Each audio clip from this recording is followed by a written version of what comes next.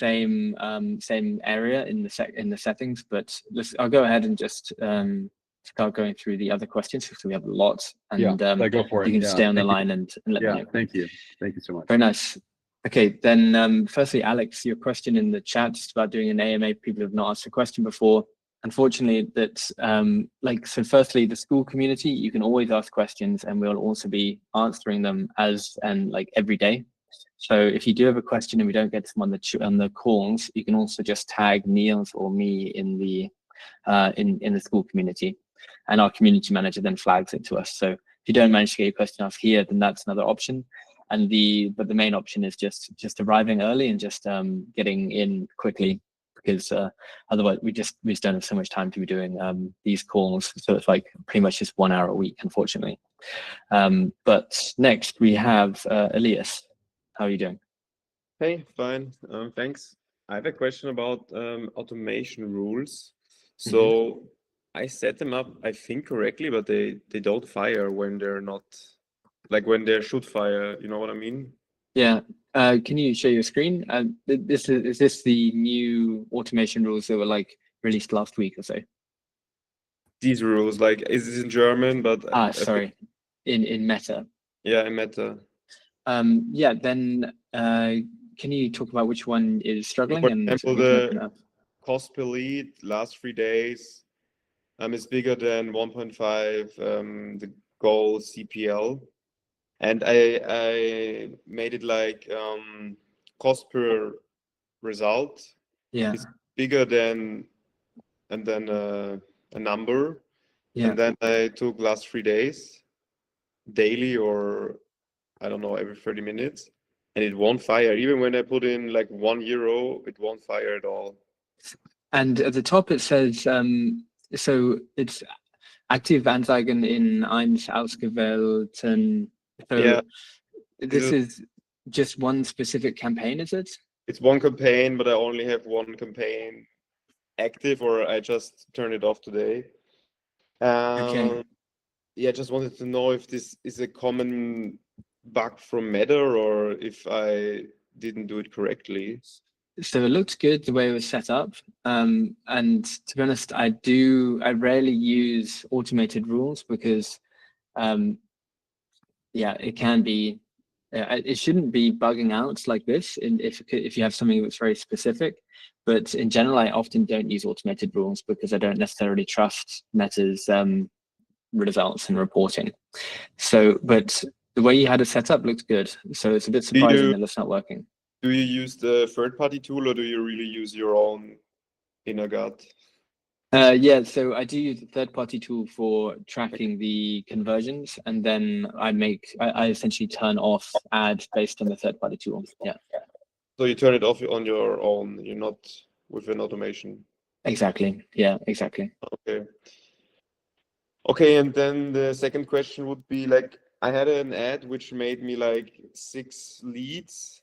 This is the first one. It's number 5 is not correct. And then after, I don't know, the last week, it stopped making leads. And now I'm questioning, should I turn it off? Should I still keep it running? Because especially the last 3 days, I think it made 0 leads. So, sorry. No. Sorry. The last 3 days, it made 0 leads.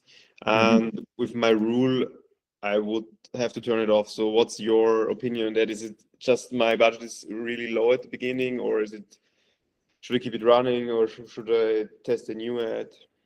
Yeah, so firstly, I would actually look at your reporting outside of Meta. So I'd take a look in perspective and see, are you actually getting leads coming in there? Because this campaign is now saying it's getting 0 leads, but if you are seeing 5 leads coming in the last 3 days, or 10 leads or whatever in perspective, then you know that maybe Meta's reporting or conversion tracking is off. And whenever I look at how many conversions I actually see in Meta compared to how many we see in perspective, the numbers are wildly different. Maybe even 50% of leads are missed. So I always start with our blended cost per lead or cost per sale or whatever we're optimizing for. And if that's still looking good, I would actually be lenient with letting the campaign continue to run. There is a possibility that maybe like yesterday we got 10 leads, but actually they came from the last week of marketing that we've been doing. But I would still say let it run. If you're really, really tight on budget and you're really sensitive to risk, then I would say turn it off like you've done, and then just test new ads based on the results of the best performing ad in that campaign. So if it's this visibility system creative that's performed very well, I'd actually spend some time trying to understand what is the angle that we're conveying in that ad, and can we make 3 to 5 variations based on why we think that converts really well, and then just go and launch that if your ads have died out. So it could be the audience is small. Yeah, tell me. Okay, thanks. And because I also noticed that the cost per click went up very like I think it doubled or tripled even. Yeah. And also I don't know if the frequency is high or not, but yeah, it's just things I noticed. So yeah. So the frequency is getting like a little bit high, especially for your budget. How big is your audience? Like what is your audience targeting? I focus on doctors, like beauty doctors in the health industry. And can you go into your ad set and just tell me what the audience size is? If you go back to and hit edits here. Yeah. I think the audience, I think I still made it broad, if I'm not correct. So it should be on the right. Okay, so it's 19 million to 22 million. So it's very big. So it's unlikely to be creative fatigue. Like even though your frequency has gone up a bit, it's not going to be the case that every single person has seen your creative. So it could just be that the creative isn't strong enough. And I'd say just go ahead and take that as good learning and just create new creative variations and launch again is what I do. And unless your cost per lead is still good. I included here doctors. I don't know if I should do this or I should just make broad targeting. So what's strange is that in the doctor demographic there, it says it's like 3,000 people, whereas it says your audience size is like 22 million. That's a recommendation. Like I think I have Advantage Plus targeting. Yeah. With a recommendation. So it could just be that it is just showing to that one little audience, and maybe you could try just removing that and just going again with the same campaign, but without the like demographic targeting or interest targeting. Okay, thanks. Yeah, good luck. Thanks, Leos. Thank you. Okay, next, Walid, how are you doing? Hey, I'm good. How are you? Doing great. Yeah. Perfect. So I'm just gonna share my screen.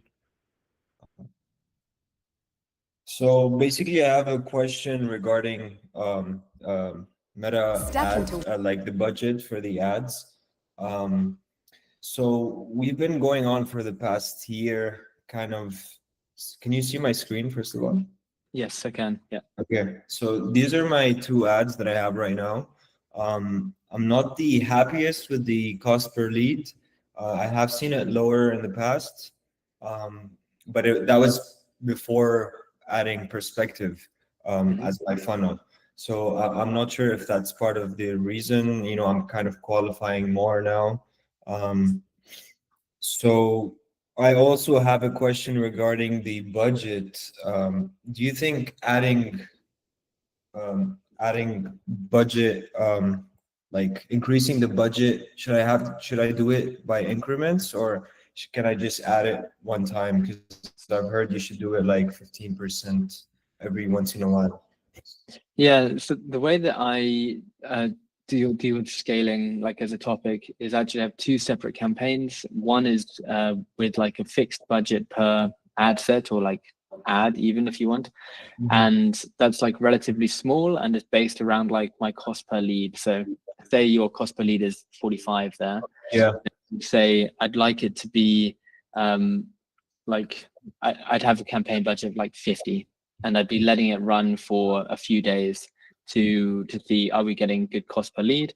If we are, then the way I'd like to scale up is actually to move it into a new campaign, which has like my desired total marketing budget minus the testing budget. So like, for example, I have one campaign at the moment which has like 3,000 euros per day as my scaling campaign, because that's how much you're willing to spend on our trial ads per day. So Okay. I would actually, like, if you do want to raise the budget on an ad set or on a campaign, I would say, yeah, only go for like 20% per day. But if you want to be quicker than that, I just make a new campaign, continue letting these ads that are performing well, if you are happy with the performance, just leave them as they are, because if you change the budgets, you can really change the results. And then I'd have a new campaign, which is getting like a higher spend. So you're not disrupting these, but you're still giving new spend to these performing creatives, if that makes sense. Yeah, that does. But do you use the same, do you duplicate the ads? Is it the same ad going on? Yes, exactly. I'd actually duplicate the whole campaign with the same targeting, and then just put a larger budget on the duplication. And then if you do test a new ad and that performs well, you can then duplicate that ad into that new scaled campaign, if that makes sense. Yes, and the audience is also the same. Everything is exactly the same. Yes, exactly. Okay, perfect. And I want to ask you about the metrics of the funnel. If that's on topic today, are we? It is, yeah. So also part of the cost per lead, I'm not sure if it's, maybe it has to do with the funnel that I have right now. So what do you think of the metrics that we have right here? Yeah, so I'd say they're maybe a little low. I'd say that your variant conversion is really good. So as in, like, you've done a really good job with your split test, whatever that is. Okay. So I would actually check the statistical significance of the Still test low. and then just, Yeah. okay. Then I'd keep it running, but it's looking promising, let's say. Maybe it'll be terrible for the next days and then it'll balance out. We'll see. But in general, with these things, like the number of your conversion rate on your funnel in isolation is very hard to know if it's good or bad. What you need to be looking at is like your cost per call and your cost per sale on the call and everything later down the funnel. Because with perspective, what's nice is that you can have a lower conversion rate on the opt-in and then a way higher conversion rate on your sales calls later if you are doing a sales call funnel. So if everything else down the line is good, it's still worth to try to improve your opt-in rate and get a higher conversion there. But you then don't need to feel disappointed that it's low, because if the funnel in general and your business is profitable, then you're doing well, if that makes any sense. Yes, that completely makes sense.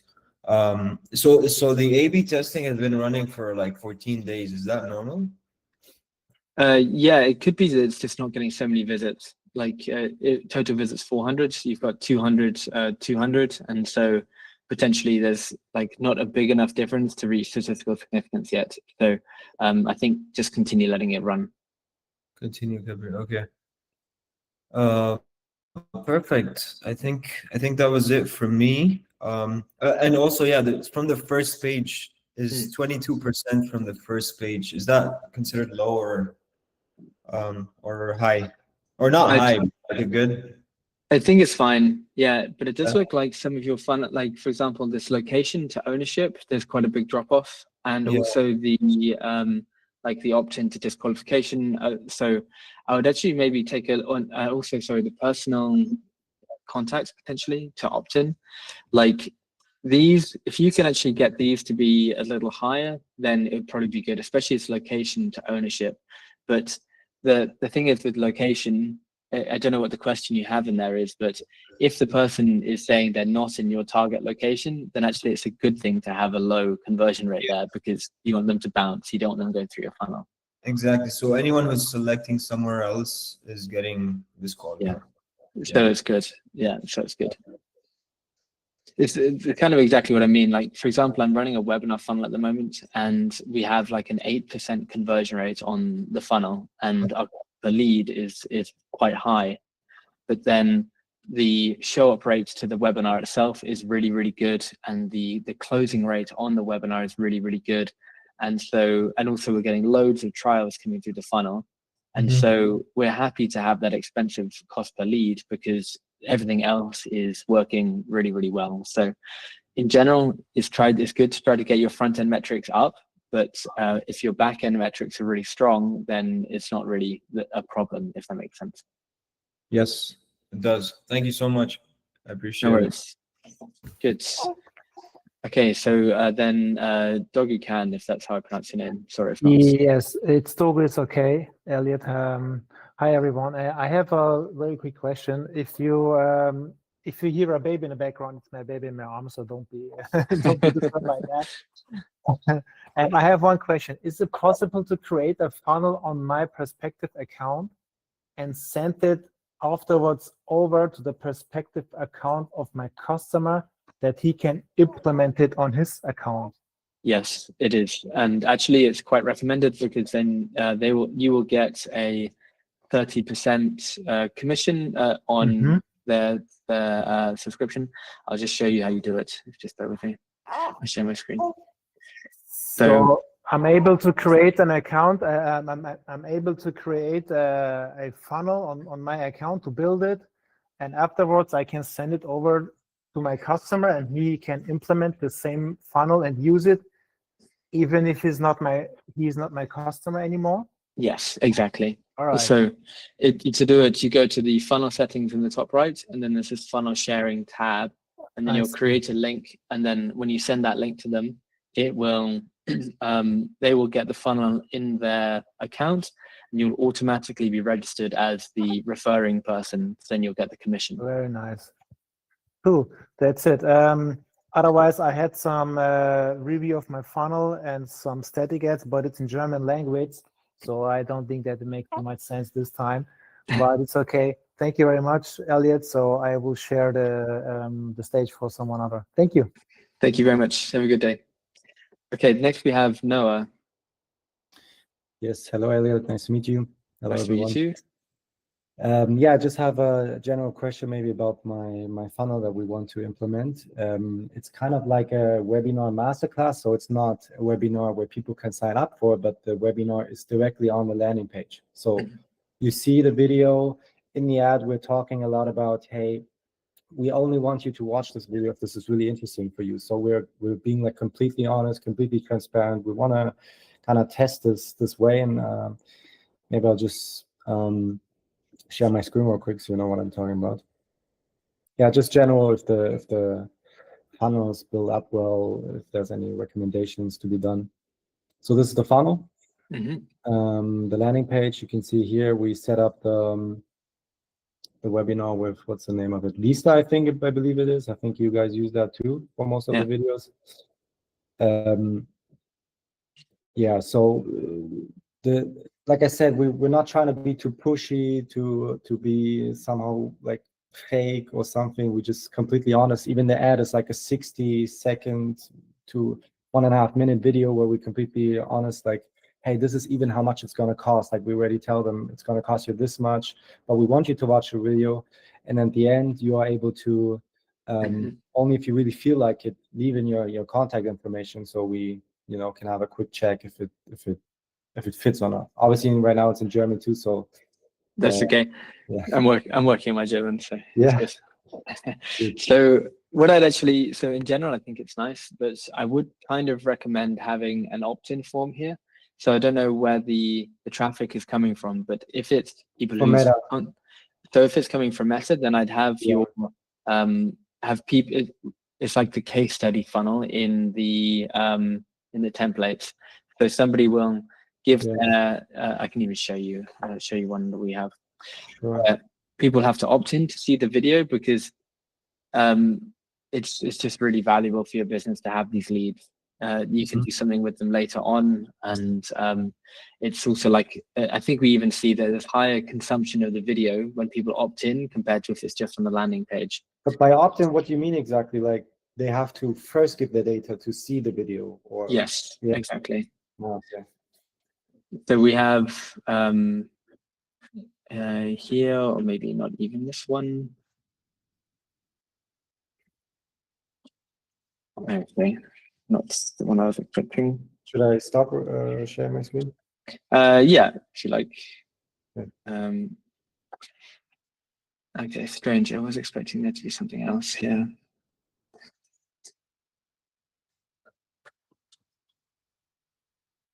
Okay, so actually we so in general, I normally have this gated template, but actually this funnel that we're doing, so it's now the opposite of what I was saying.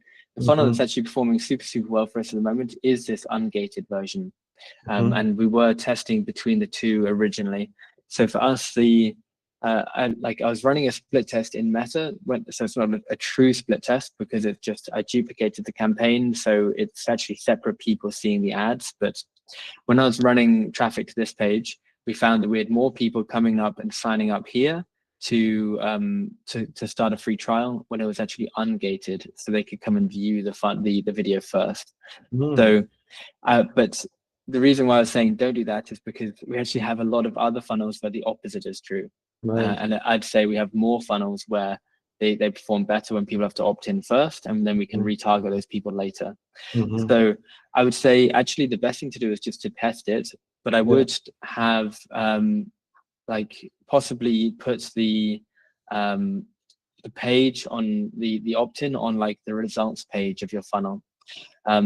With these things, it's worth testing, but you can then pixel this page for people that like clicked but didn't actually book a call, if that makes sense. So then you can actually also send retargeting traffic, retargeting ads to the people that didn't book a call, and then you can show them another video saying like, hey, thank you very much for watching the video. We really want to get in contact with you. So here's another opportunity to book a call with us. You just have a bit more data to play with. But I would I'd test both. Test having the opt-in first. Let me actually show you how that would look. I just remembered which one I wanted to look at.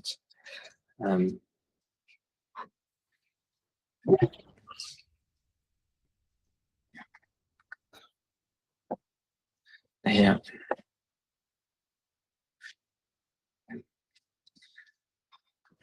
Okay, so here we have like this is the landing page that you have, and then we have get free access to the video now. People then opt in, and then they go to the a page where they can view the video in the page. So the reason why it's beneficial for this funnel in particular is that we were putting it out on lots of different organic platforms and not just paid marketing. So we were getting a lot of traffic, like a huge amount of traffic from LinkedIn. Like I think the total number of contacts here is like 2,000 and something, and like at least 50% of that was organic traffic, and those we know are high quality leads because they're coming from LinkedIn rather than Meta. And so it's actually quite nice for us to capture that data and use that later in our retargeting. Sure. And just to get that straight, so you recommend split testing kind of two funnels, not two landing pages, but two funnels, right? Yes, exactly. How would I implement that in Meta, for example? Would I duplicate then two ad groups and split test those then, I guess, with two funnels? Exactly. Yeah, and just make sure like you rename the ad groups and the ads to just know which is which. Because I literally did that mistake last week where I didn't, and it confused the hell out of everyone. But as I said, it's not a perfect split test because it could be the same people viewing the ad, it could be different people viewing the ad, you never know. But in general, just look at the overall conversion rate, especially like for you when you're optimizing for booking a call. You should see better calls booked from one, or like a better cost per call. And then if you really want to get specific about it, if you're using Calendly as your booking tool, I would actually create two different Calendly events. And then I would rename one to show which one is coming from which funnel. And when I did this before, I used to do it I'd change the color of the event on my calendar so I could just at a glance see, okay, they're all purple. So that means they're coming from the gated one rather than the ungated one. And just get an idea like which of the two funnels is better for the business downstream and not just on the opt-in rates or on the people watching the video. All right, amazing. That sounds really good. I'll try that out. Thank you so much. Nice, good. Okay, next we've got Nick. How are you doing? Hi, I'm doing good. Thank you very much. So I actually don't have a super direct question. I am just looking for some guidance tonight, basically, because I'm a bit desperate at the moment. About 2 weeks ago, we launched our first D2C product. We are actually kind of like a video studio, so we usually work with B2B clients, and we usually don't get them over paid ads. So it's all pretty new for us, and we launched a product which is basically based around finding a job for high school students, and it's basically a gift box that parents or people from their family buy for those students. And originally I built our landing page or one product store with Lovable, and I do think it is pretty aesthetically pleasing, and also it follows some of, I think, the most general best practices, but it is not converting. So we have, I have a pixel event that measures quality landing page views, which are defined as 30-second landing page views in my case. So I have 400 of those, but I only have 3 sales so far. And the product is only $70, so it's not like a crazy high value product. And so yesterday I went ahead and built a new landing page, one product store using Perspective, in the hope that this one will convert better. And I was just curious if I could show it to you. It is German though, but maybe you could take a look at it and maybe share your thoughts on it if you think Please. this one will convert better. Yeah, please. Yeah, I'd love to. Yes. So this one, I will maybe use this version. So it is all on one page. I don't know if that's good or if that is something that I should change. And I do use an external checkout. It's a Cope Card checkout, but Cope Card checkouts usually work very well, so I don't think it's a checkout problem. And it's also pretty easy. That's kind of like how the page looks. I kind of like started it off with like, it's a free, the product is basically split up in 3 different segments. So you get a book, you get a video course, and you get a self-assessment test. That's all in this box. Then I try to provide a little bit of information. Here's my first real CTA button. Then I made a little video about myself explaining the box, some trust icons, some feedback we already have from our testing group that we did. We do offer a 30-day money-back guarantee, some FAQ, and then my last call to action. And we actually, with my first landing page, 2 of the free sales that I got came through people who sent us an email with a question. So I also included and send us an email button, which is just a mail to link for our support. So in general, I think it looks really, really good. Like, I think it's super clean and very clear. One thing I'd like in general with selling this kind of product or any kind of like B2C product is that no matter how high or low the price, I mean, below a certain price, then yes, it can be quite easy to get a sale. But in general, getting somebody to get their wallet out of their pockets and get the card out is just really hard. So I would actually say, depending on the content of that video, I would put the video up here where you have these mock-ups and put the mock-ups lower.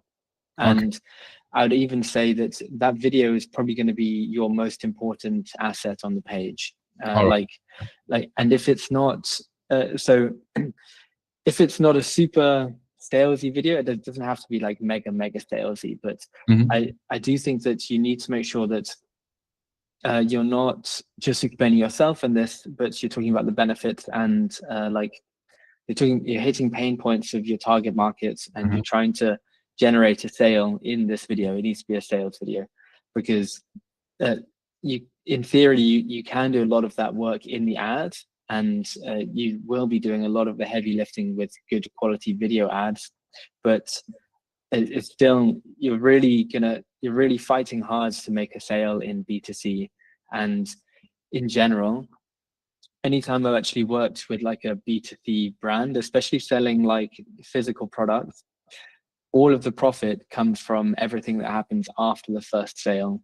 So I don't know what the rest of the business looks like, but it's unlikely you're going to be making like a 3-to-1 return on ad spend from a $79 product.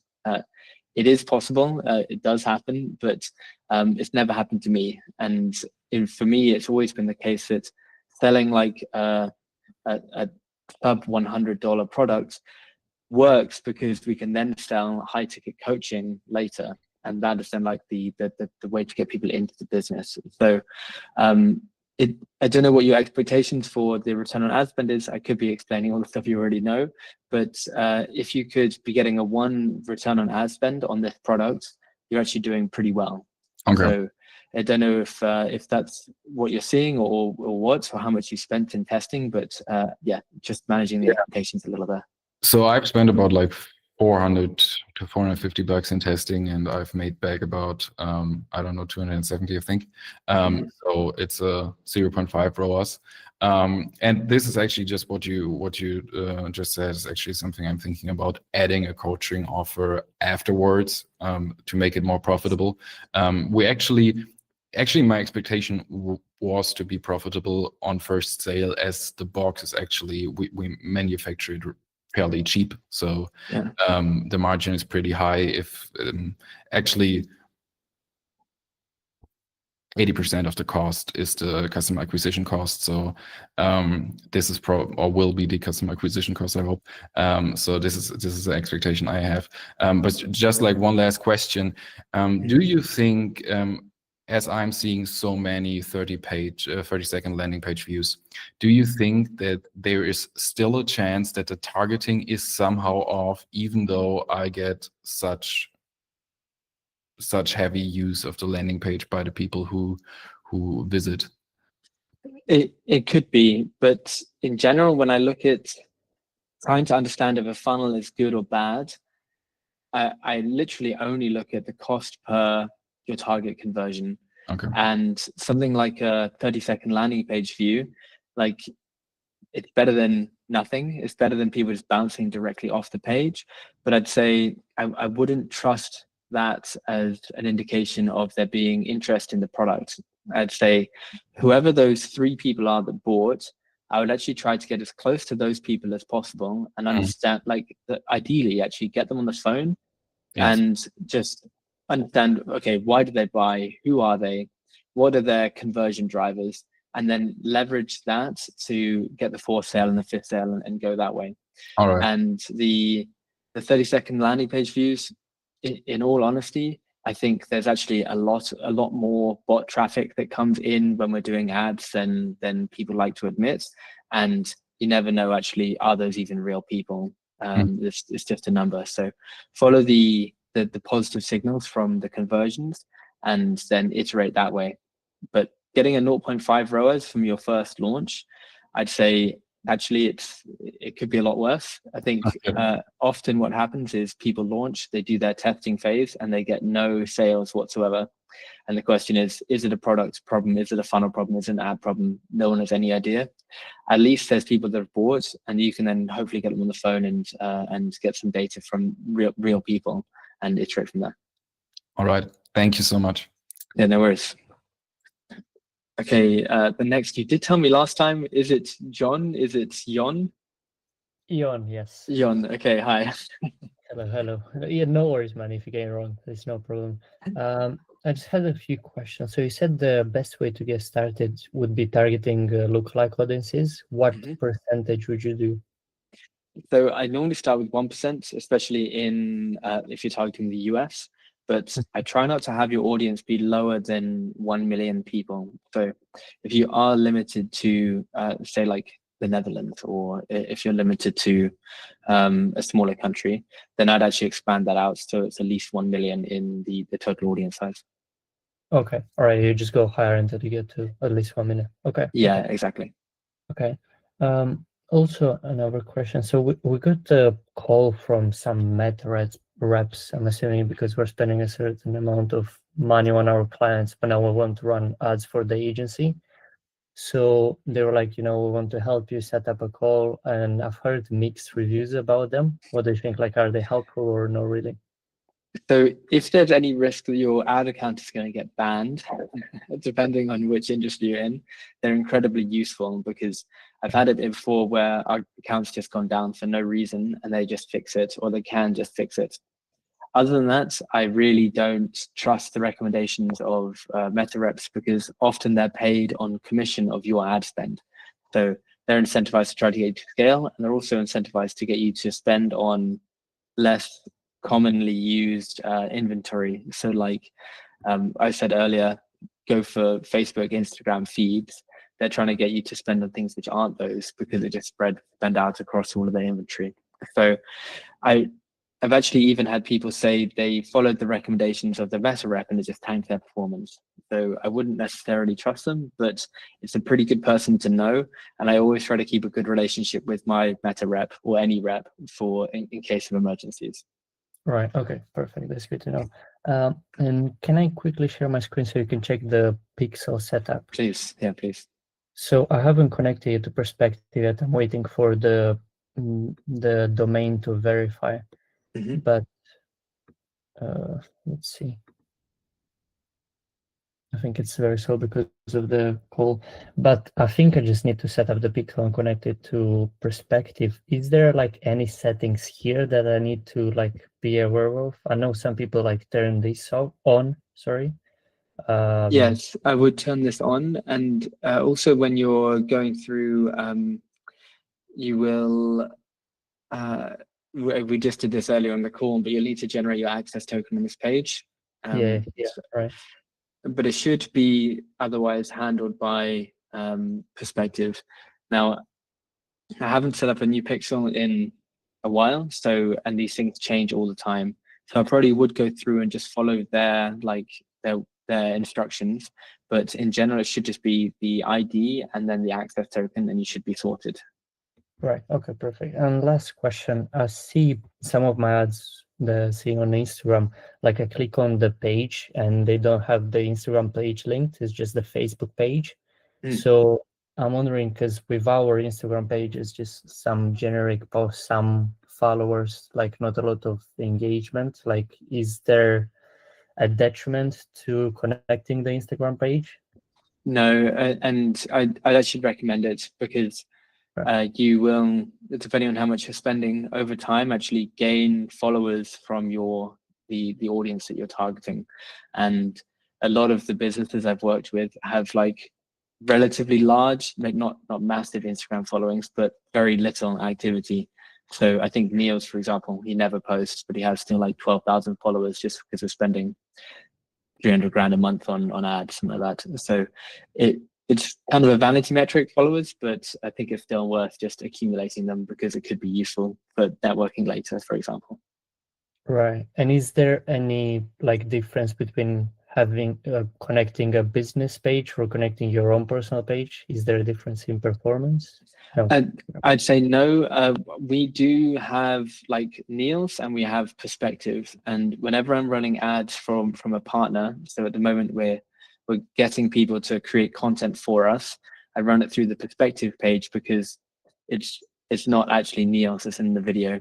So I try to keep it congruent with whatever's actually in the ad. So if you're in the ad, it could be worth having your Instagram attached. But if it's just somebody else or it's about the business, I'd go with the business one instead. Right. All right. Perfect. Thank you very much. No worries. Okay, then Harvey. Hi, mate. You okay? Yeah, doing great. How you doing? Good. Yeah, good. Thank you. So in terms of like the Perspective funnel, right, I'm like fairly new to the concept of like funnel building and stuff like that. How do you get the best out of the funnel itself in terms of kind of like just managing it as a whole? Like in fact, could I share the screen and you could take a Please. like review of it? Yeah, let's do it. Nice one.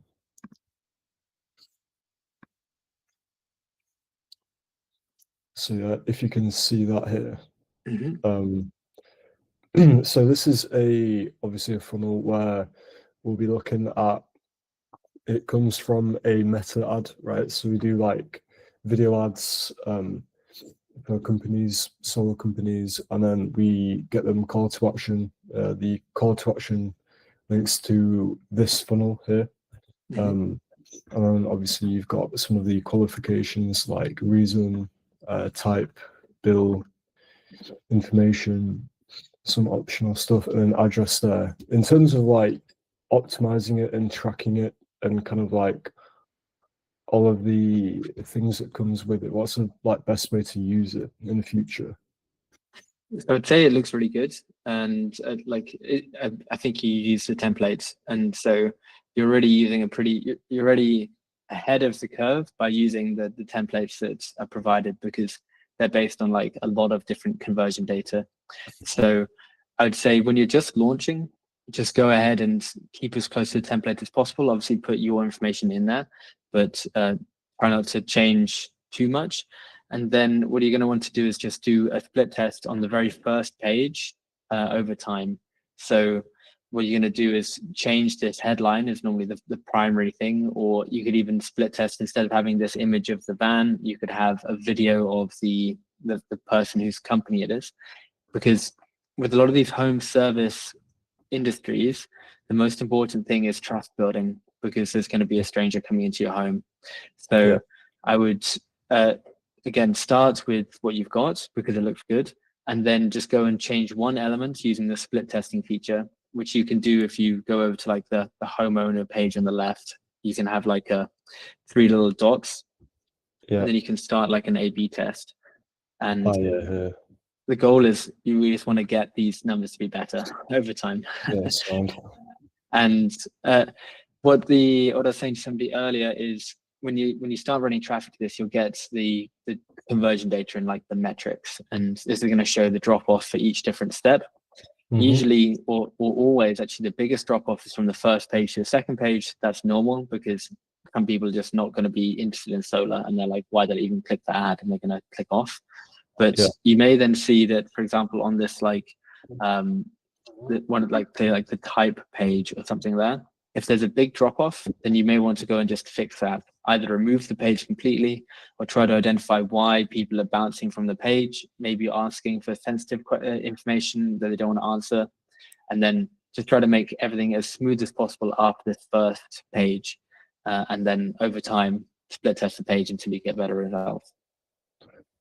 Cool, nice one. In terms of linking like the headline to the like the ad, right? So if you've got a call to action, and then obviously the headline here has to link to the call to action, how do you go about split testing that if you've got like a very specific you know, call to action, or do you just not? So there is a way to do it. It's like relatively advanced. I'll talk about that in a second, but firstly I'd say as long as the funnel is conveying the information that you want to be conveying, I'd say it should work. Like, think of congruency in terms of overall messaging rather than like specific calls to action. So even if in the video ad it says arrange your free solar quote in 30 seconds, you can actually have a different headline here as long as it's still conveying the message of like the ease that somebody can arrange their solar quote. It doesn't have to be exactly the same. However, for people that are interested, there is a way that you can do that where you can just add the headline into your URL you have in your ad, and the perspective funnel will actually pull that in from your from the link that people click on, and it'll update the page depending on which ad they click on. So it's relatively advanced. I'm doing a test on this at the moment, and it kind of helps. But in general, I'd say you don't need to do that, but that feature does exist. Sound nice one. Cheers, Elliot. Thank you. No worries. Good luck. Okay, then Drew, you're up next. Thank you so much for your time. So I have a, can you hear me loud and clear? Yes, I can. Yeah. I have a potential client. It's an insurance agency, and they're buying their leads through a lead vendor. I am trying to, the pitch for me is to establish their own system, their own funnel. I built for them, and I charge, their proposal is that they pay me per lead that I bring them through the funnel. So I've built the funnel. I'm going to share the screen here with you. Yeah.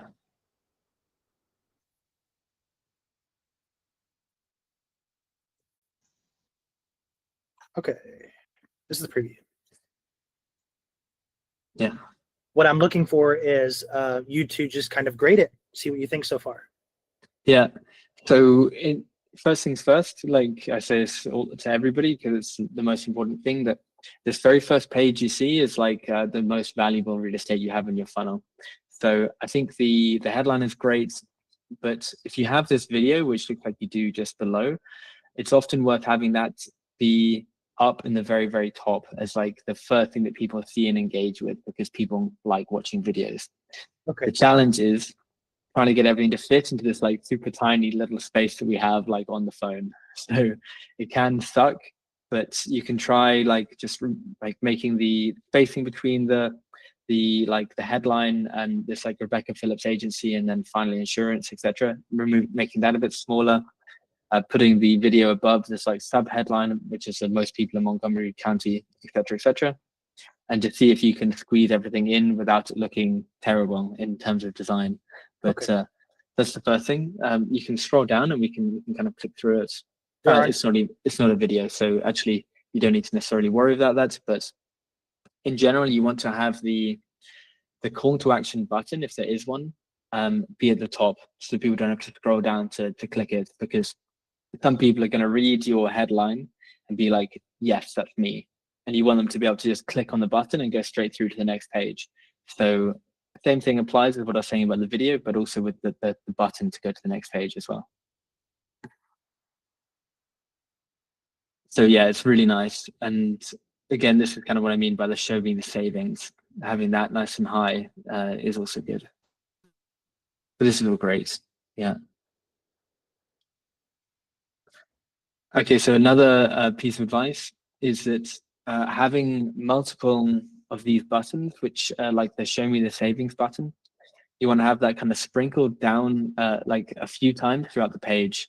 Because for example, if I then read this, so you have another one at the bottom, which is great, There's but two. actually add another one in the middle, because you don't want people to be like scrolling down and then be like, yeah, I'm totally sold, and then not be able to find the button. So I'd put that call to action at least once, maybe even twice down the page. Okay. All right. Is this too much information on the first page, do you think? It's not. And I would say that as long as you have the ability for people to, like, as soon as they've read enough, they can go to the next page, I think it's fine. Got it. Okay. I'm going to go to the next one. Yeah, it's all good.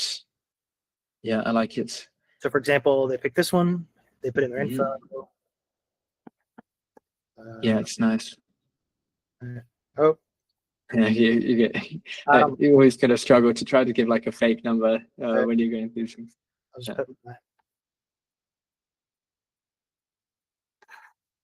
Now from Nice. here, they've built automations already through Make. So once they click this button, it will send the lead information to Make.